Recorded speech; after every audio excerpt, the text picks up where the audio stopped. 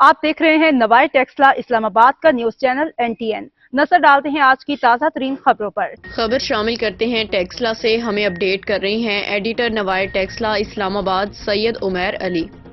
انسانی اعضاء کی سمگلنگ میں ملوث گروہ کے خلاف عدالتی فیصلہ آ گیا۔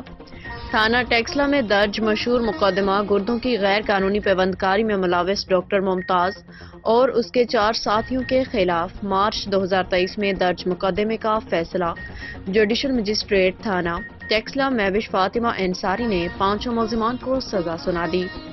مذکورہ کیس کی تفتیش ASI تھانہ ٹیکسلا محمد خان کے سپرد تھی۔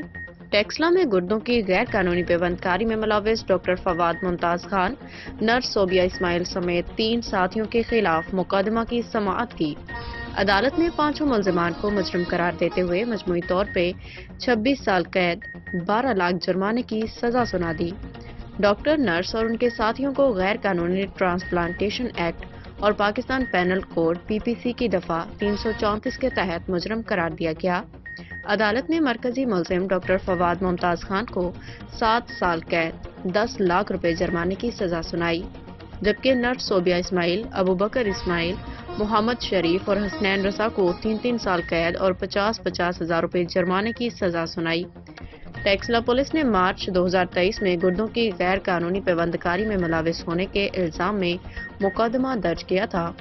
FIA پولیس کی تحقیقات کے مطابق ممتاز ہر غیر قانونی گردے کی پیوندکاری کے لیے غیر ملکی کلائنٹس مریضوں سے 10 سے 15 ملین روپے وصول کرتا تھا اور مقامی عطیہ دہندگان کو 1 لاکھ سے 1.5 لاکھ روپے ادا کرتا تھا۔ مذکورہ سرجن یہ مکروہ دھندا صوبہ بھر کے مختلف شہروں میں نجی ہاؤسنگ سوسائٹیوں میں کرائے کے مکانوں میں ٹرانسپلانٹ کے غیر قانونی کاروبار کرتا تھا۔ FIA نے سرجن ممتاز کو اپریل 2017 میں گرفتار کیا تھا، جب اس نے لاہور کی EME سوسائٹی میں اردنی، لیبیا اور عمانی شہریوں کی 60 لاکھ روپے میں غیر قانونی پیوندکاری کی تھی۔ ٹیکسلا عدالت نے گزشتہ روز گردوں کی غیر قانونی پیوندکاری کے الزام میں 5 ملزمان کو مجموعی طور پہ 26 سال قید اور 12 لاکھ روپے جرمانے کی سزا سنا دی۔